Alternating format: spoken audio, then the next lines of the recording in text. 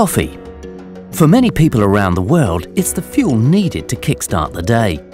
Whether you're making your own or grabbing one on the go, how much is your coffee addiction costing you? Around the world, 400 billion cups of coffee are consumed every year. And in the UK alone, 40 million cups of coffee are consumed every day, at a cost of £730 million a year. So what are the costs, and where are they coming from? Firstly, there's the cost of production.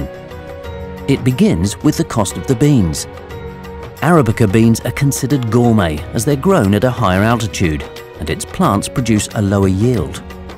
Robusta, on the other hand, is easier to farm. They're disease-resistant and have a higher yield, albeit at the cost of a less delicate taste. So, if you're drinking 100% Arabica coffee, it'll cost more. Around 80% of the world's cultivated coffee is Arabica, with the remaining 20% being Robusta.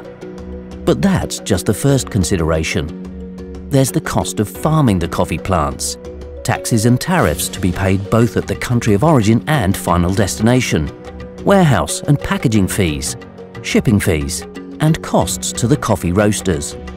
And if you're buying from a non-specialist outlet on the high street, expect to pay anywhere between £252 and £624 for the same cappuccino.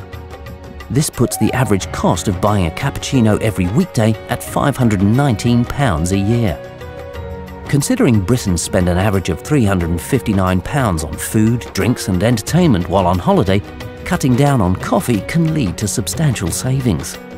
Next time someone asks you to meet them for a coffee, perhaps invite them over for a cup of tea instead. And then there's the consideration if the coffee is fair trade or organically grown, which also adds to the cost of production. Secondly, there's the cost of retail.